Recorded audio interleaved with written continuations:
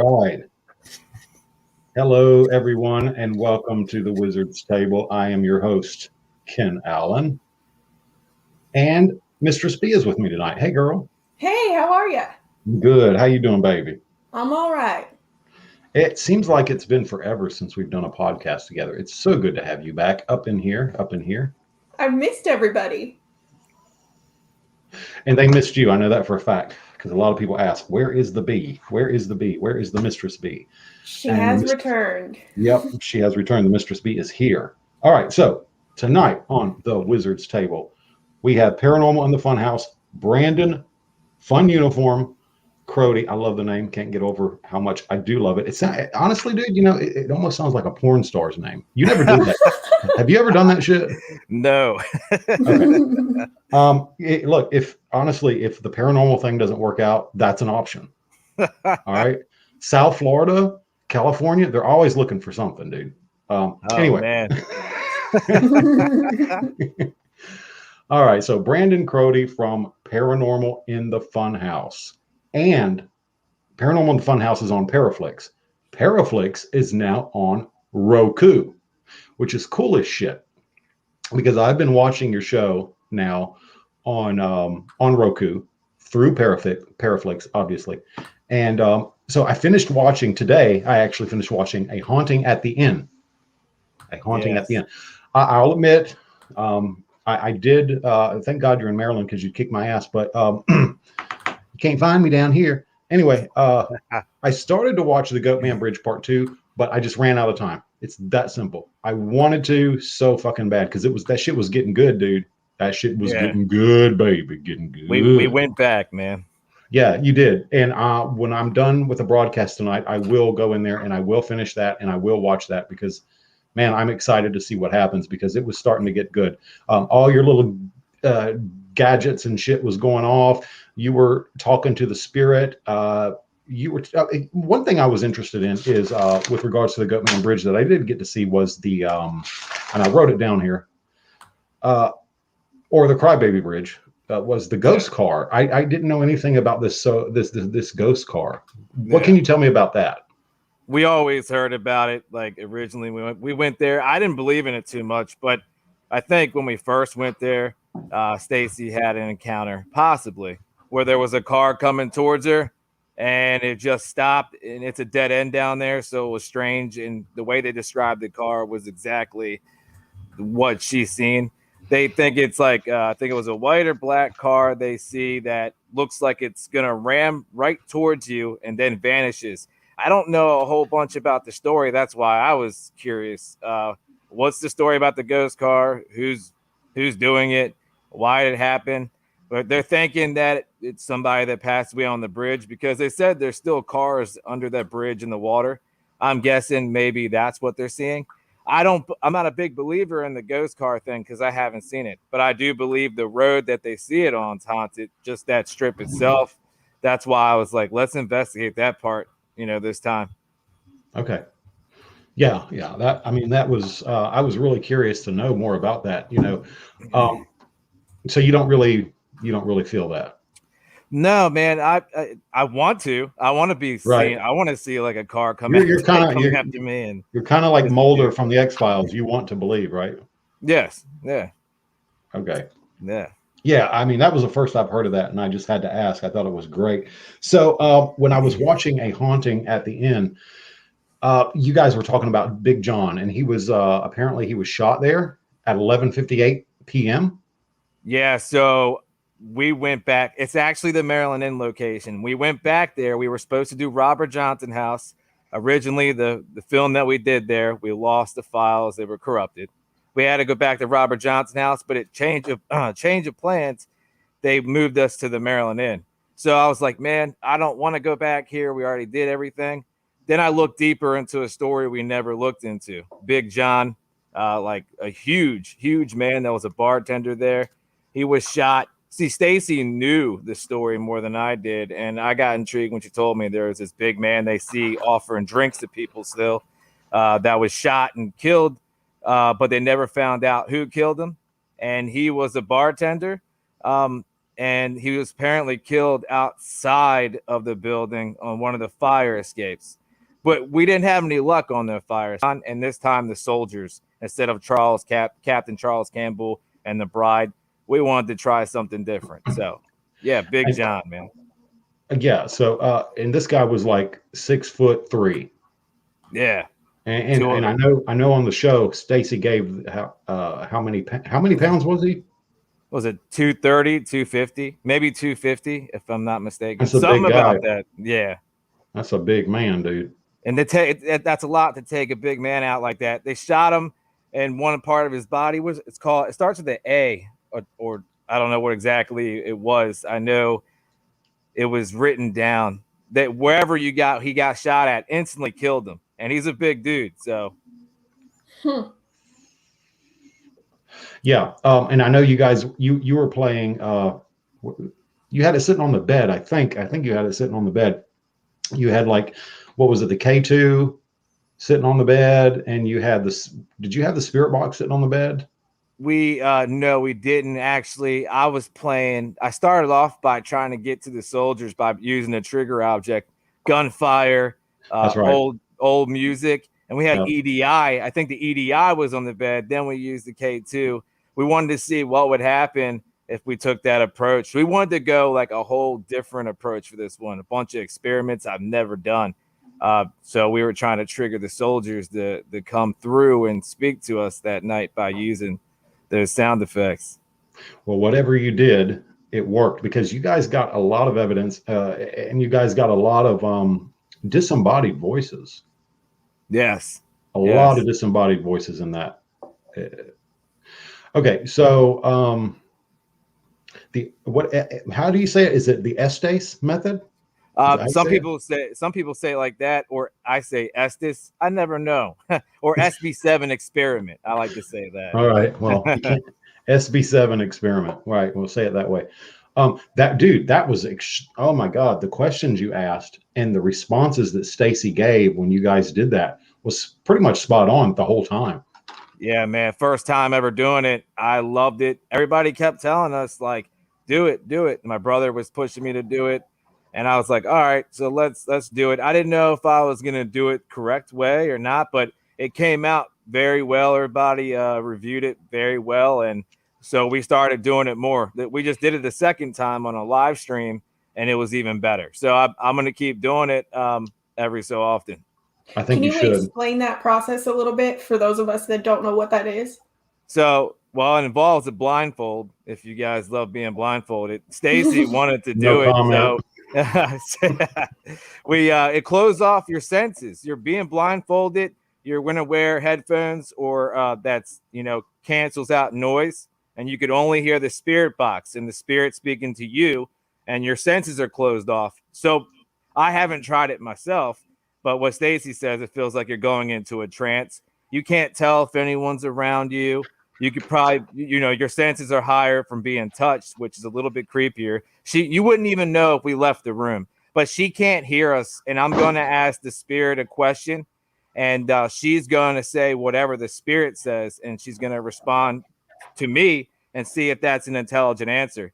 So it's cool to do that. We actually got more intelligent answers doing that than we just do with the regular spirit box session. So you're closing off your senses, and she can't hear anything you're saying. And I'm communicating to the spirit through Stacy as an antenna. That's awesome. Yeah, it's pretty impressive. I was involved in something a week or two ago. I don't remember how long it's been now.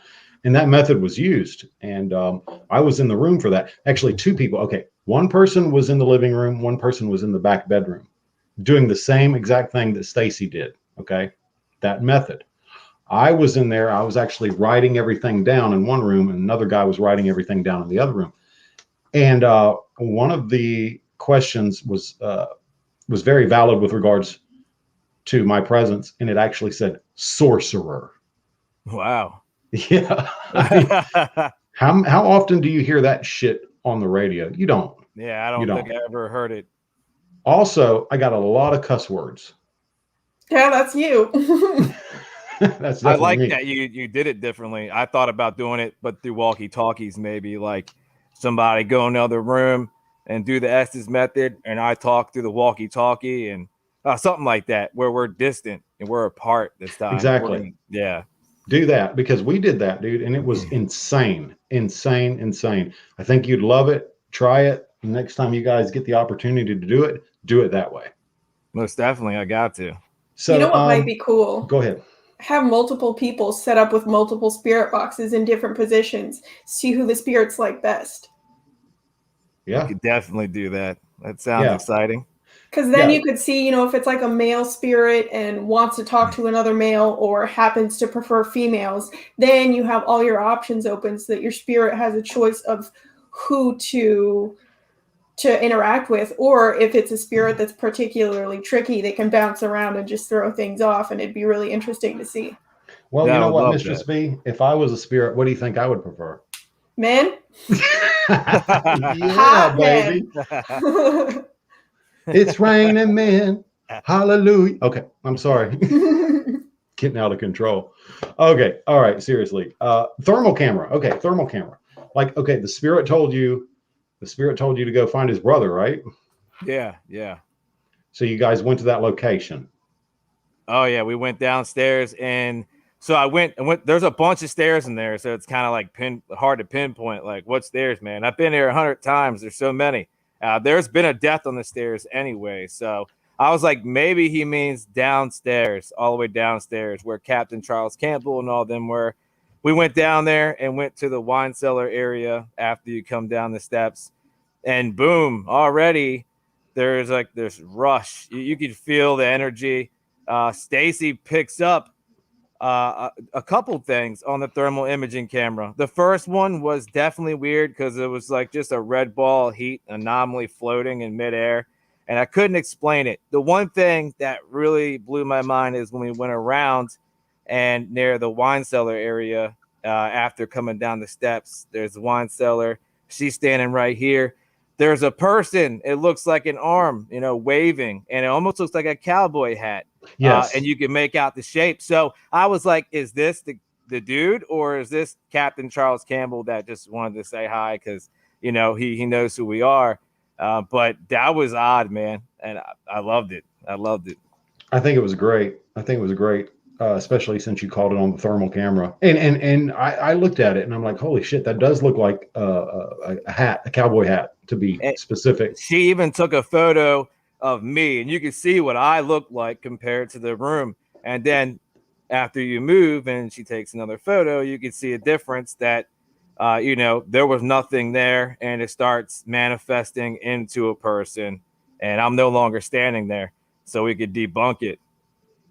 But you That's couldn't. one of the questions I had to ask you is how much background work do you do to debunk a lot of this stuff? A lot. I mean, usually I'll try to do it when we're there. We'll debunk things when we're there, of course. But things like that, I really got to look into it when I'm editing. I got to look at it like, am I going to add this episode? Is this compelling enough? And once I started going through the slideshow of it and checking it out and checking out the other photos that she took of me and comparing them. So I do a lot of it when I'm editing, to be honest with you, when it comes to stuff like that. But when a temperature changes or EMF goes off in person, we got to debunk it on the spot, of course. But a lot of it goes into editing. Now, with regards to the editing, how many people do you do the editing all by yourself, or All by how myself? Does that work? Really? Yeah, dude. It's a lot of it's time consuming. When I first started with Facebook and I was just doing content for them, I had somebody, and then I moved over. I couldn't afford it, I couldn't afford it anymore, man. It was rough, so I had to do it myself, and I never did editing in my life, only music and stuff like that. So I never done video editing, so I just taught myself. I'm not confident in what I do with that because I'm still new to it, but yeah, it's all by myself. I enjoy it, but then sometimes it's like, dude, you need a break, and you're like, damn. Yeah. But okay. You're not confident in editing, but are you confident as an investigator? Yeah, I'm confident as an investigator. I think over the year, it grew more confidence, where now it's like I don't want to do the small time things anymore. It's just like it's got to be something big. I know that I can go and do an amazing job. I feel like I'm amazing at what I do now. I feel like I'm the antenna when I walk in this place. I attract the spirits. I feel like I'm super sensitive to things now. Like I would never put myself down. The only time I put myself down is like I should have done this maybe, or should have done that, when I look over the evidence and be like, I could have tried something else. So I'll Dude, critique myself, but that's about it. that's with anything in life, man. We all do that Yeah. shit. Oh, I should have done this or I should have done that. Isn't there a song like that or some shit? But yeah, I mean, we've all done that shit, dude. But okay, so I don't want to get ahead of myself because there's something that I wanted to ask you about, and it was the shadow people, the shadow person that you saw. Now, okay, first of all, I know from experience, I've actually evoked these entities on purpose. Yeah. Because you know what I am. I am a sorcerer. I am an occultist. So I actually evoke spirits on purpose. Demons, shadow people, jinn, elementals. I don't go out and look for them. I bring them to me. But I do know that when you run into a shadow person, dude, that ain't no fucking joke, baby. That's some serious shit, baby. Yeah, it because is, man. they can mess you up physically and spiritually, and they can attach themselves to you like hardcore. No joke, for real though. It definitely messed me up. I didn't know who I was encountering. When you're watching that episode, it's I know what I seen. I don't normally, if you watch my show, I don't normally say, hey, I seen a shadow figure. I normally don't ever see that with my own eyes. I know what I saw. It was like a black smog or a cloud. It was weird. It was quick. And of course, I had compelling evidence because I captured on SLS him or her standing there after seeing that with my own eyes. But if you watch it, I start freaking out a little bit. You can tell I changed. I was having a panic attack. I'm asking Stacy, like, what's wrong with me? I'm not feeling good. So it messed with me. And then especially after it showed itself on the SLS, and then I started having more anxiety about what I just saw. And then she saw something with her own eyes too. But it sucks we didn't have cameras over there, whatever, to prove it. But at least we got to prove on the SLS camera that there was something there. But it definitely messed with me physically. I wanted to leave. That's why we went back upstairs, took a break, and finished our investigation. It messed me up. Yeah, when you run into and a lot of eventually, if you do this shit long enough, dude, you're going to run into one. Yeah.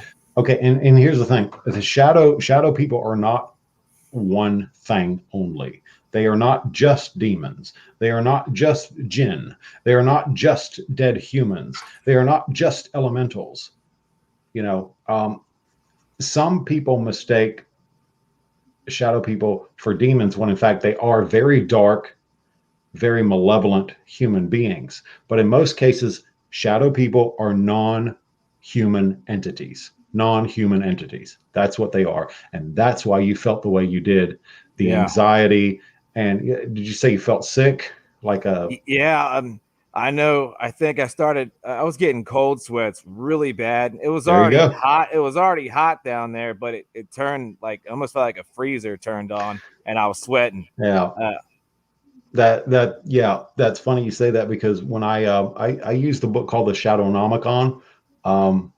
But anyway, a little plug for the guy who wrote it, but it's called the Shadownomicon, and I invoked a shadow person, and I actually got cold sweats for a little while until I did what's called the lesser banishing ritual of the pentagram to just calm the situation and say, all right, listen, you need to calm the fuck down. I'm the one who called you. I'm the one who's in charge here. So this being, it kind of went, I'm serious, dude. It was like some Matrix shit. You could see it pixelating and I a was distance.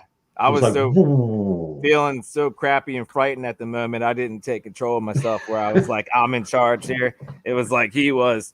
So yeah. Yeah, I mean, yeah. Yeah, of course. I mean, that's fine. I mean, I gotta learn your tricks, man. That's why we're still putting you on our show, man. There's so much that you can do. Like, I don't know if you heard, we took your advice about the pet cemetery, but I decided to make a live event out of it, dude. So we got a live event on the 30th, and you're coming on our live stream. You're Okay. calling in. That's gonna be awesome. Yes, I will. I will call in for sure. You just give me a notice and let me know what time you want me to call in, and I'll call in and I'll be there and Oh I'll yeah. do something. But yes, animal spirits are a real thing. Everything has a spirit, bro.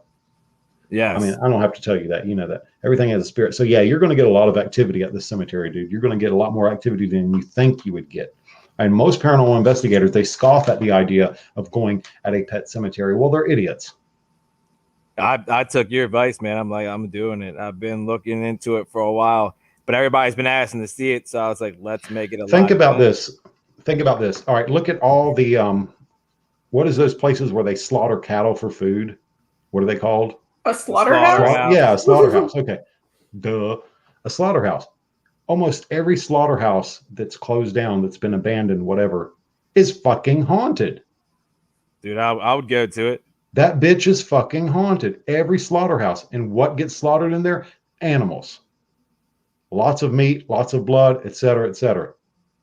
And there's always, always negative, intelligent entities there all the time. Because why? Because life is being taken away so fucking abruptly. It doesn't matter if it's an animal, it doesn't matter if it's human. Life is being taken away so fucking abruptly.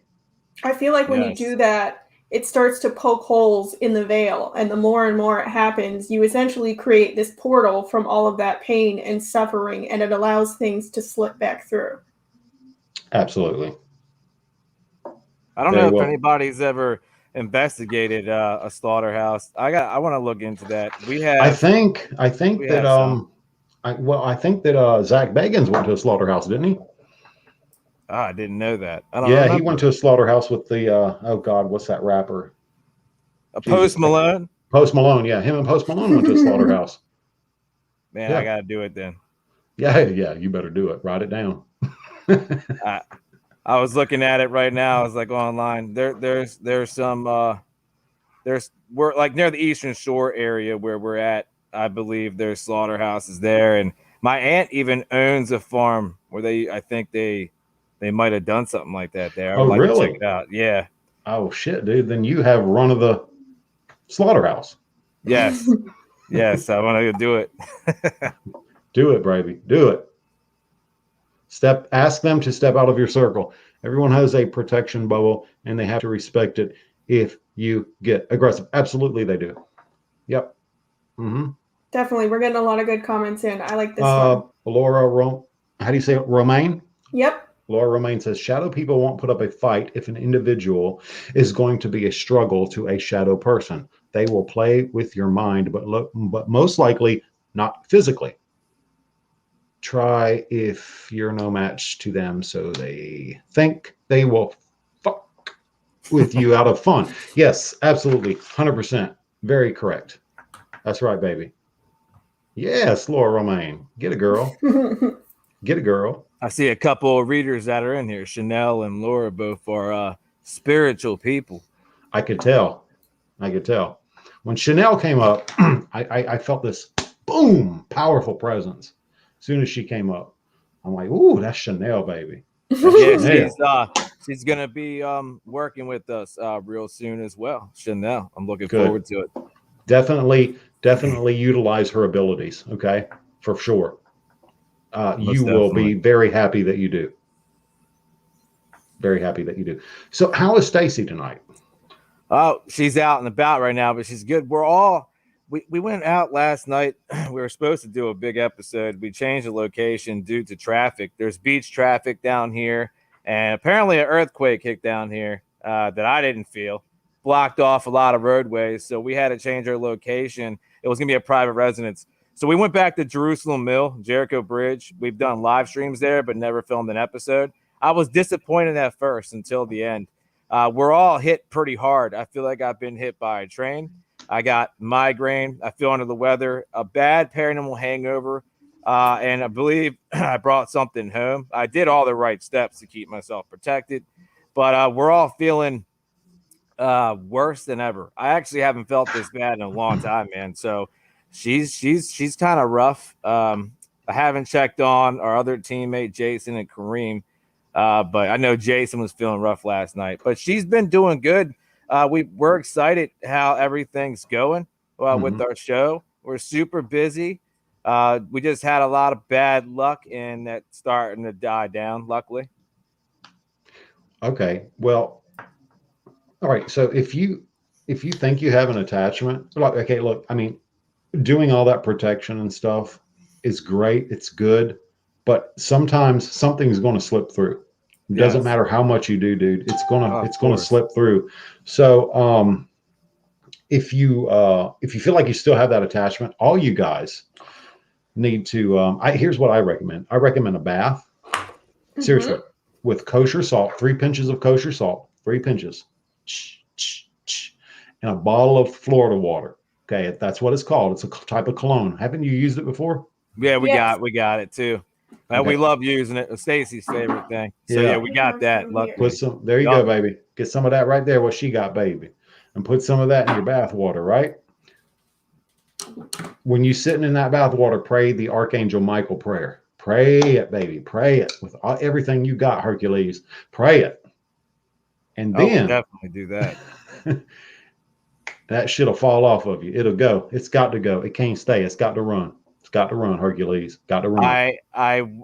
There was a lot there last night, but the one in particular spot was the bridge itself. There's a lot of stories there, but we would believe that the man on the SLS that was standing there, you could even see him try to attach himself to me. He kept touching his arm, pointing at his arm. We believe he was lynched there. They were saying that happened to people. It almost looked like that on the SLS. But when he was doing this and rubbing his arm, I was doing the same thing and not noticing it, and then my whole arm felt like it caught on fire.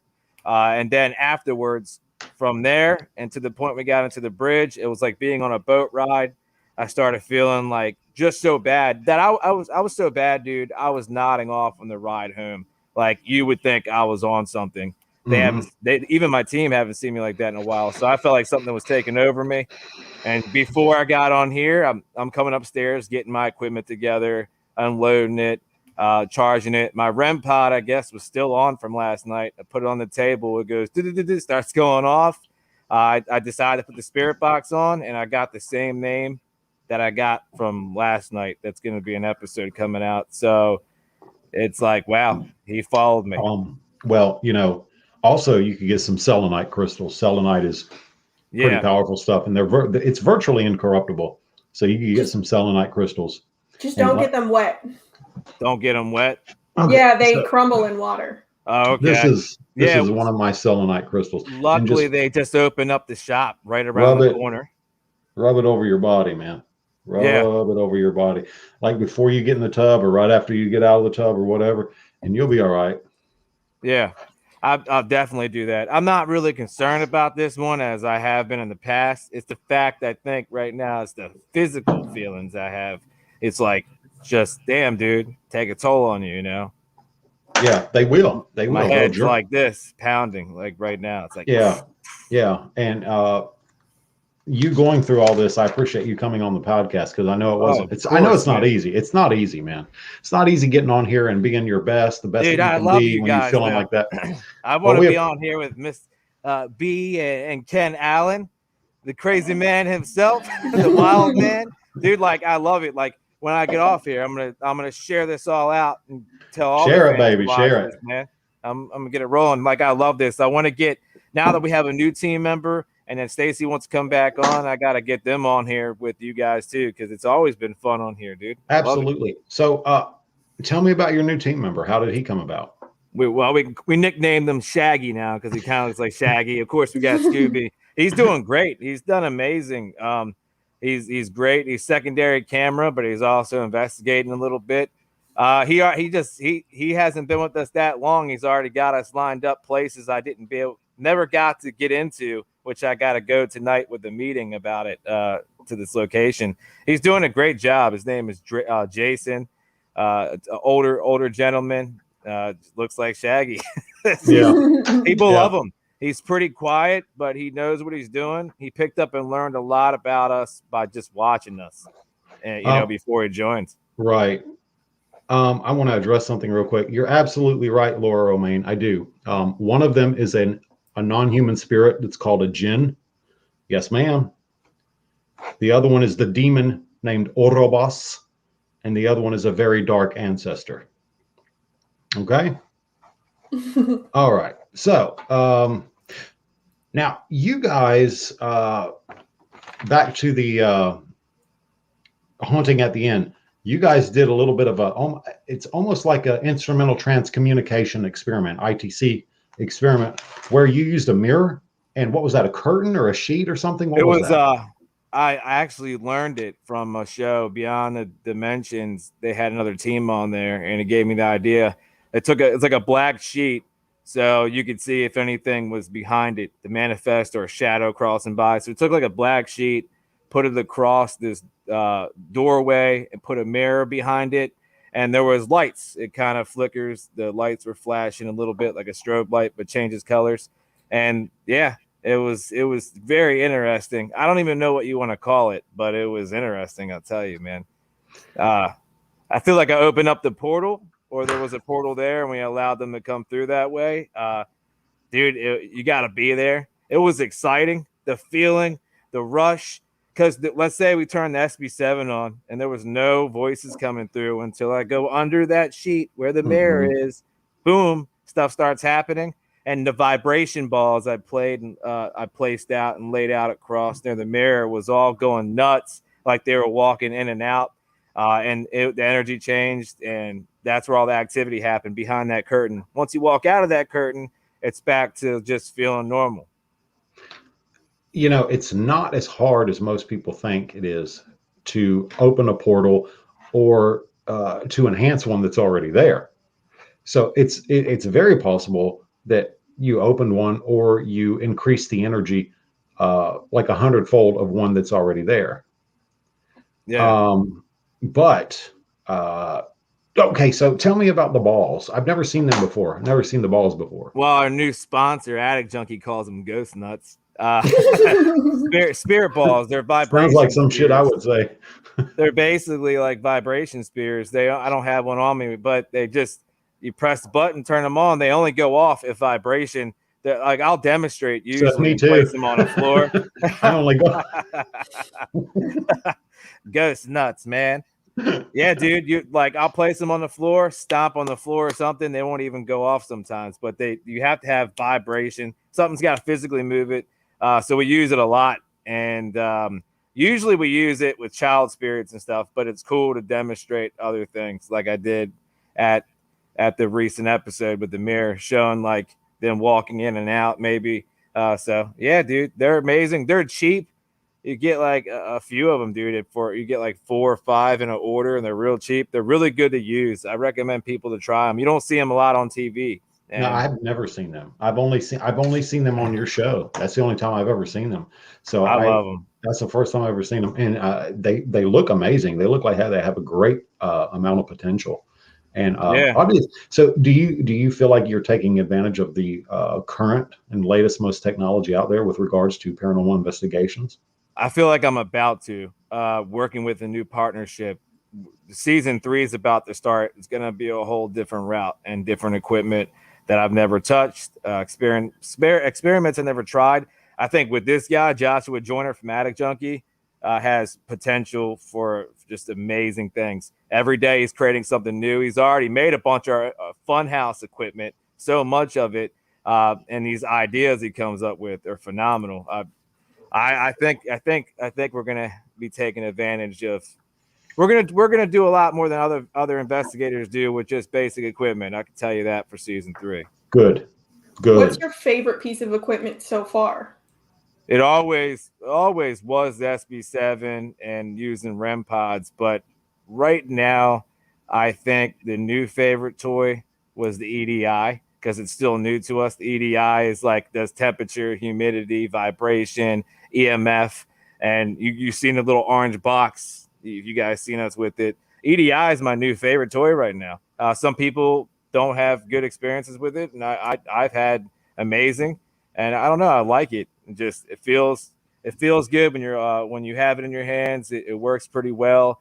And I haven't had any I don't get too many false readings with it. I don't mistake it for it being something else. It's, REM pods can always be a false reading, and I use those a Yes. lot. It's time to try something new. EDI is pretty fun, man. What does that stand for? I don't know. People call it the Eddie. Some people call it the Eddie. They don't even call it the EDI. I was like, Okay.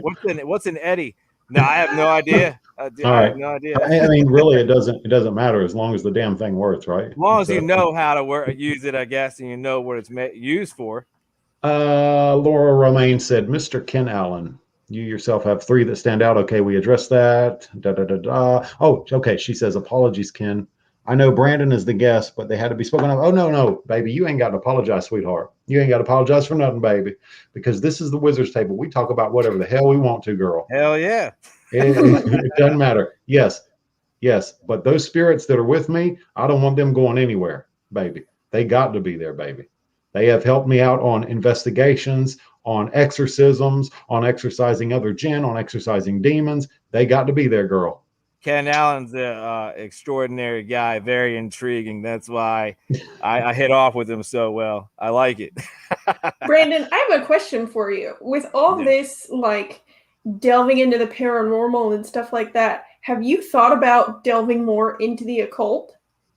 Yeah, I think about it all the time. I was like, hey man, season 3, should we go deeper into it? I'm not sure. I need to work with somebody like Ken Allen that knows what he's doing when it comes to that, because that's a different ball game. But yeah, I would like to try and dabble with it. I think more or less have somebody who knows what they're doing and do it around me. Bringing it in our investigation for documentation would be intriguing for a lot of people that want to learn about it or know about it.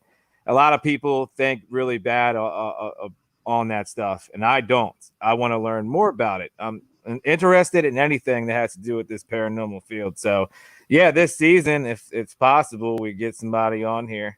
I do happen to know that there's a haunted boys' school not very far from both Ken and I. Yeah, that's very true. Really? Severe, dude. Very severe. Oh, yeah. Has it ever been investigated or anything, or just stories about it? Not to my knowledge, it hasn't. I don't think so, because it's still operational. Is it like, oh, really?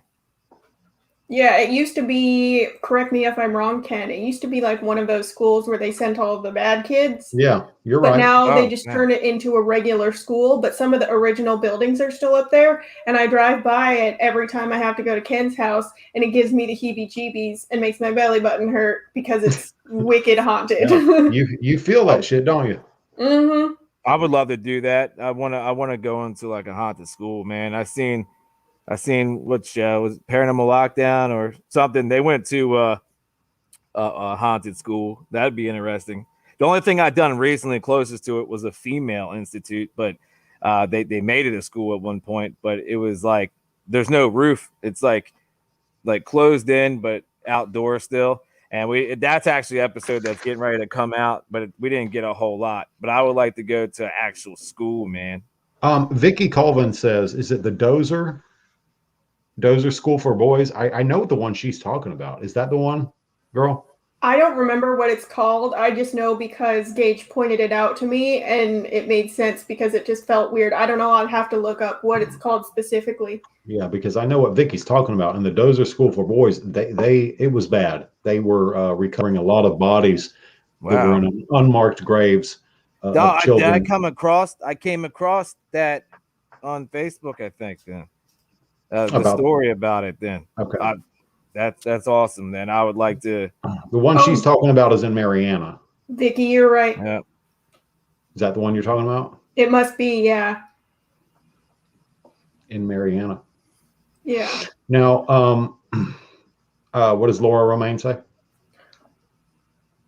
A lot of people think demons are all about damage, havoc. They are not. There are some you can benefit from here, some that will help you through life. Then yes, there are the ones that just want to weaken you, then take over where they were never alive. They're dying. They've been dying since the day. Absolutely. 100%. Yes. Demonic entities, they were never human, and they never knew flesh. They were always primordial entities. They never knew what it was like to have physicality in the way we did. But you're right. I have worked with my demon. You know, Brandon, a lot of people don't know this, but I actually several years ago had to banish and exorcise an angel from I from no, seriously, from a decommissioned, I guess if that's the right term, decommissioned Catholic church. This angel was haunting people because he was pissed off that it was no longer a Catholic church. So I had to call in my demon. I call him my demon. He doesn't really belong to me, but I had to call in this certain demon and banish this angelic entity, get him out of there because he was harassing these people, man. I remember you telling me that, and I was like, the first time I've ever heard anything like that. I remember when we talked about it, dude. It's crazy. I was like, what the what the fuck? It's true, man. I mean, not okay. So not all demons are bad, and not all angels are good. I mean, because Mistress B and I had talked about this on a podcast that we were guests on, and most demons are actually ancient, powerful gods from lost and forgotten civilizations, from tribal civilizations, such as, yes, the Egyptians, the Akkadians, the Phoenicians, the Sumerians. They're gods, but when monotheism and Christianity came around, they were turned into demonic entities. And I've said it once and I'll say it again, you cannot put human morality on an ancient and powerful God. You can't do that shit. It's bullshit. Absolutely. Yes, baby. Josh asks, I would like to find out how different frequencies affect the paranormal. Ask the same question, just in higher and lower frequency than what we can hear. Excellent How do you question. think that would work? Different frequencies affect the paranormal. Ask the same question, higher and lower frequencies. I don't know how to answer that one, man. Joshua Babel, why you asking questions like that? I got a migraine. Hey, I Brandon, think it would be interesting. Why don't you get a Tibetan singing bowl? You know what they are. What's that? A Tibetan singing bowl. What? Explain okay. To me what that is. Just look it up. Let Google be your guide for right now. Get you a Tibetan singing bowl, okay?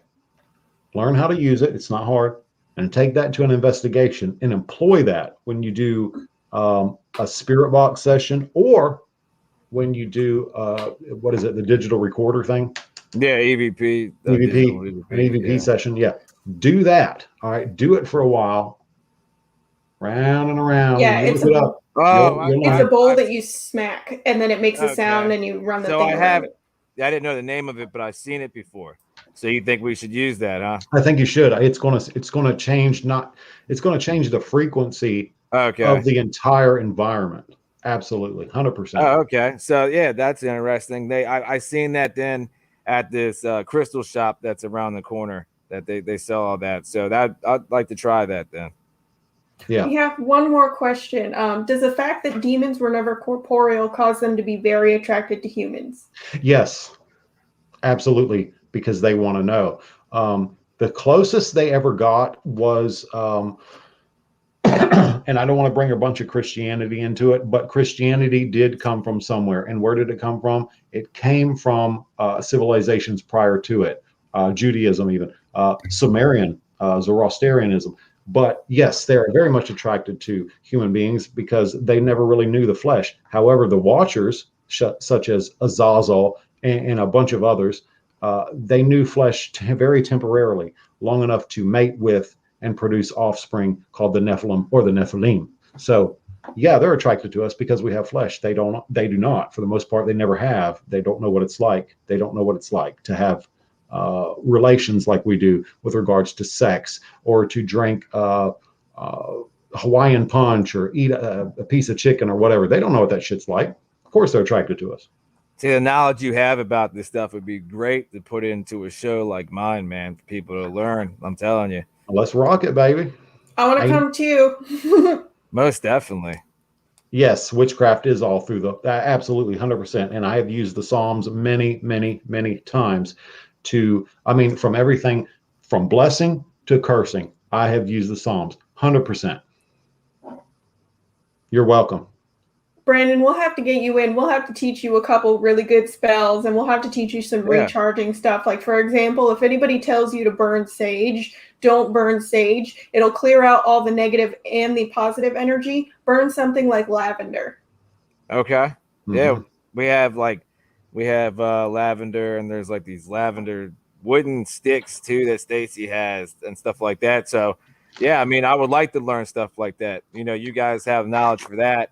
I do the investigating. It's kind of good to have you guys combine with me and get something rolling, whether it's on the show, teach other people, man, or you could teach us. You know, I really would love to learn. I know Ken sent me songs and stuff in the past too. I'd like to learn that, man. If you know your songs that you've done. Yeah. Let me recommend something else. Cascarilla. All right. Cascarilla is eggshell powder. Before you Mm-hmm. get into these situations, if you'll take what's called eggshell powder, again, you can Google it, you can buy it on Amazon all day long. Cascarilla eggshell powder.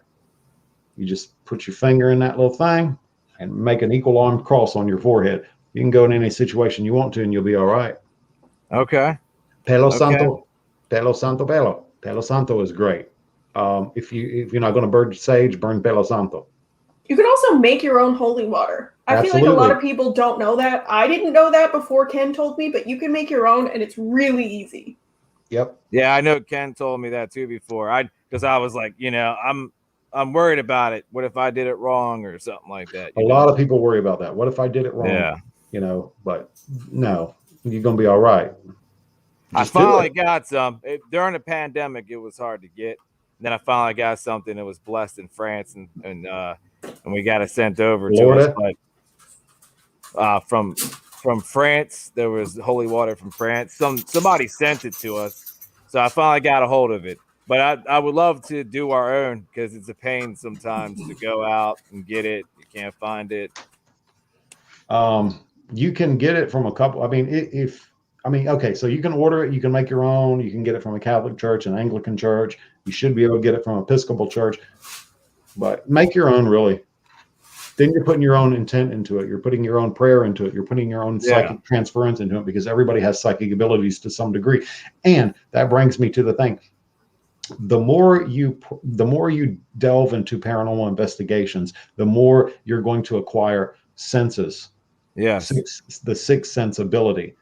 It happened to Zach Bagans, and I believe it's true. Yes. So, has that happened to you? Yeah, man. That's all I was saying. I've grown over time, man. I'm super sensitive now.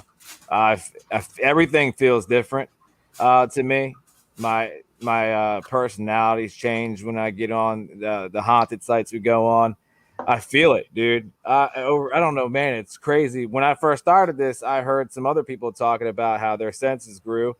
I was like, yeah, okay. Well, it's true, man. It really does. I feel it. I can feel now when something's around. I sometimes can sense if it's a male or female. It's wild, dude. I'm so used to it now, but it's only going to get stronger. Everybody has empathy and that empath kind of spirit, but some people are born with it more open. Like myself, I have what you have, but I was just born that way. But the more you work it out, just like a muscle, the stronger it's going to get. Speaking of which, Stacy's is even from the last time you guys talked to her. I think out of the whole group, it's grown even more. It's wild, dude. How everybody's born with it, but it just grows stronger. Like hers is out there, man. So it's definitely changing. Because the last time you guys were on, both you and Stacy was on, and we talked to her, and me and Mistress B, we both recognized the fact that she had that ability.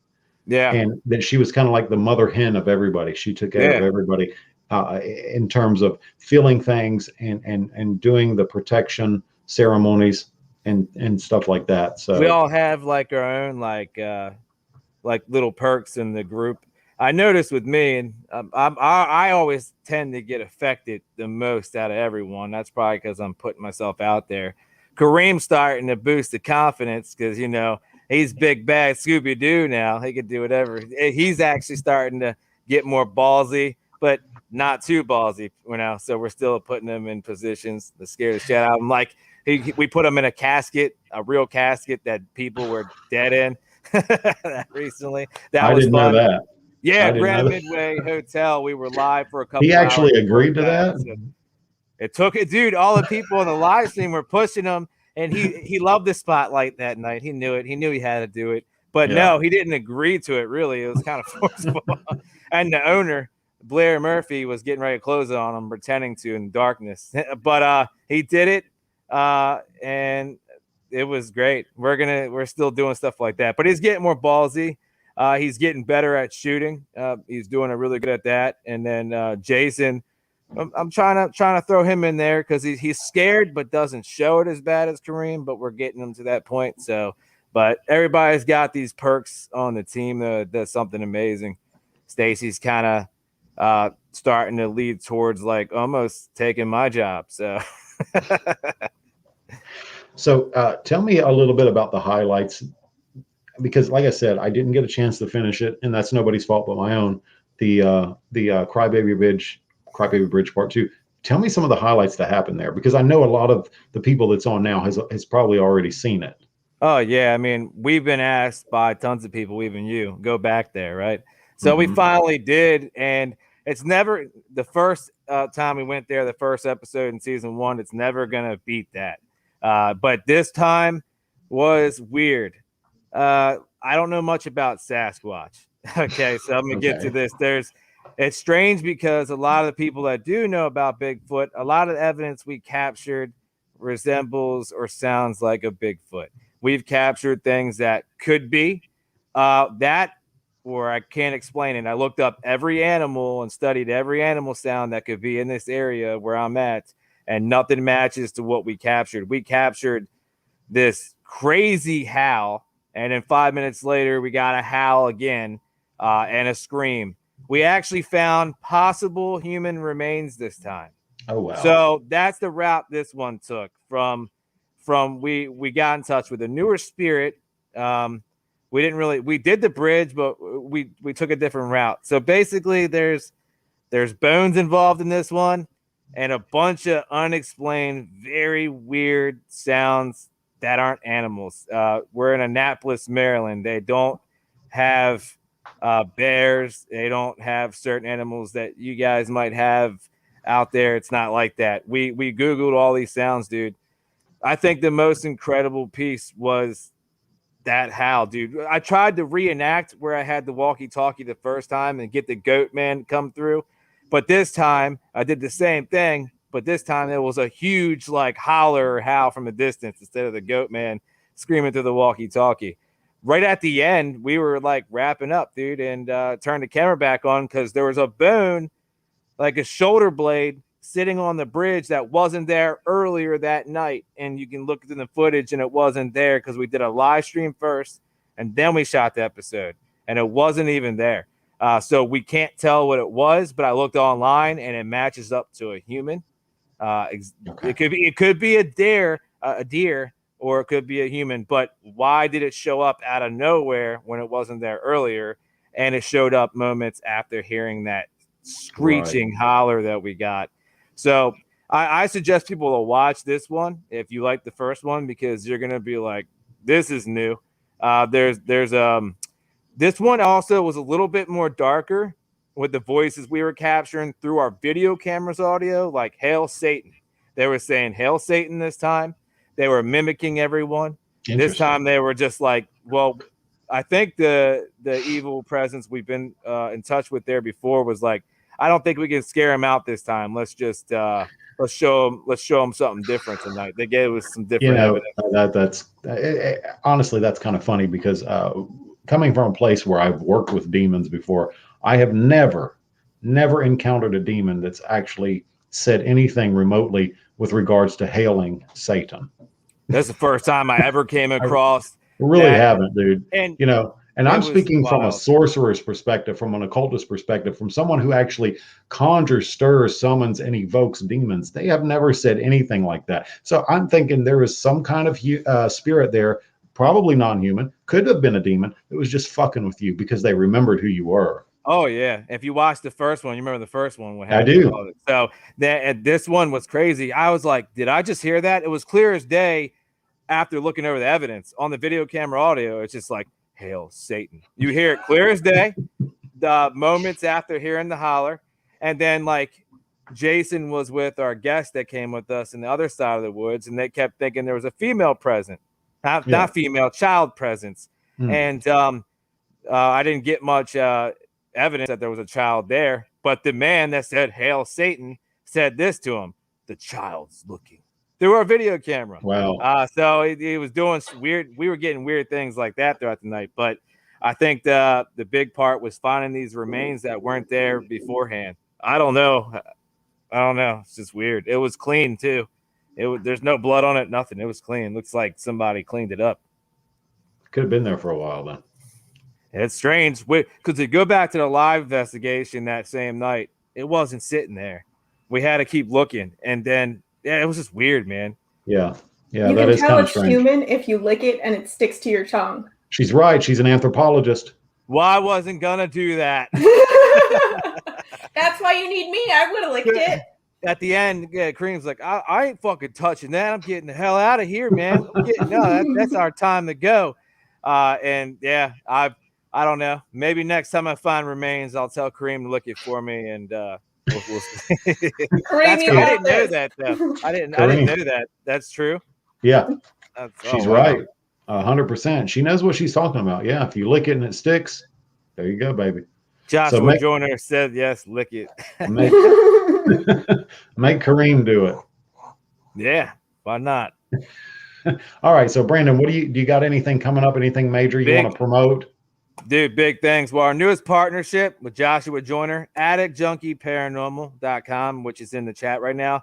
He hooked up with us. He's coming down here. We're doing a live pet cemetery on the 30th. But the big thing is July 1st. We're going at the famous Hinsdale house to do a 2-hour live investigation, thanks to the owner, Dan, allowing us to. And then we're shooting an episode there for season 3.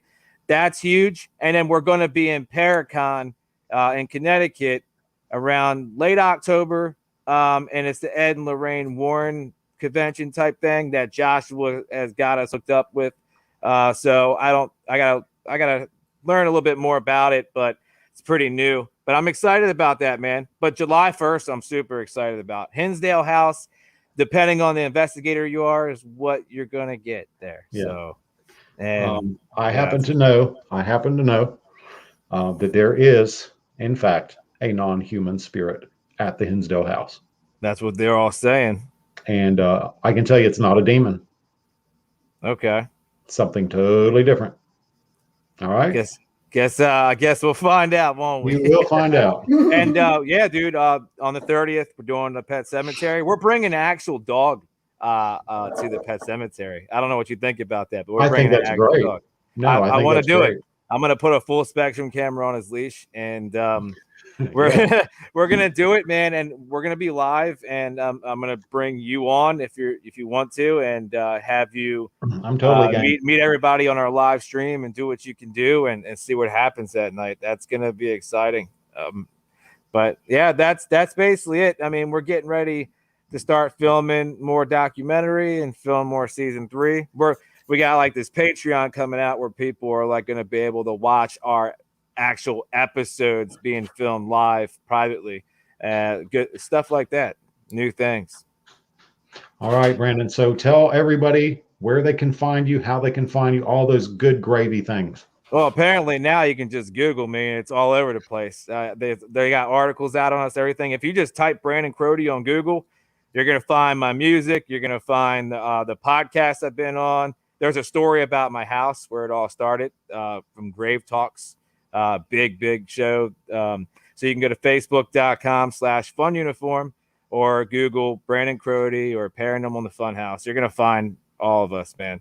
It's easy to find us now. Awesome. Josh says there's also a coloring book. Oh, yeah. Really? There's an adult coloring book. Joshua Babel is our artist.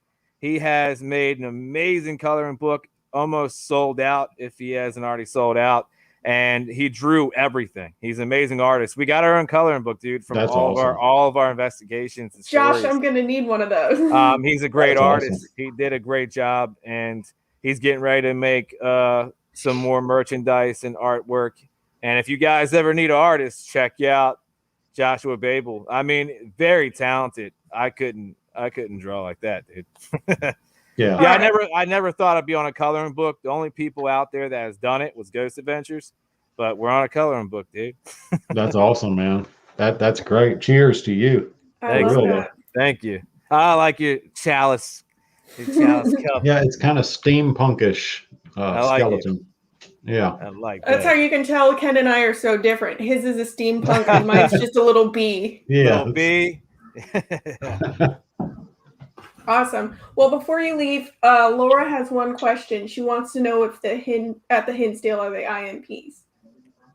I have no idea. I don't know a whole lot about what anything is there, to be honest with you. So at the Hinsdale house, I only know from what I've seen from Nick Roth. I only know little bit stories here and there. I'm kind of going in with like basically Joshua Joyner's going to know more about it, but I'm going in more of a surprise for myself. I don't know too much about what I'm walking into, which is fine. I like it like that. Yeah, it's fun. And the owner of the Hindle House, Dan Cleese, right? Yeah. If I pronounce his last name right, I think Klaus, Yeah. Cleese, something. Yeah. I think it's Cleese, but yeah,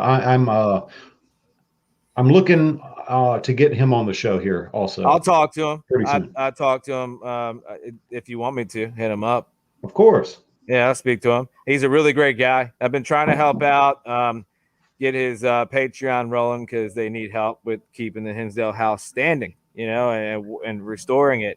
So yeah, I'll talk to him, man, and tell him check you guys out. I'm sure he would love to. Tell him I'll help him out with graphics and social media marketing too. He always needs the help, so I'll let him know, dude. He's a great guy. This is a big guy. He's letting us come there. He was like, "You're shooting for Paraflix." Yeah, dude, come down. We were supposed to come down originally, and our car was in the shop, so we rescheduled it. And the cool thing about it is it's on our anniversary. Me and Stacy's 8-year anniversary. We're filming there. Oh, that's so sweet. That's awesome. So that's awesome. That's great.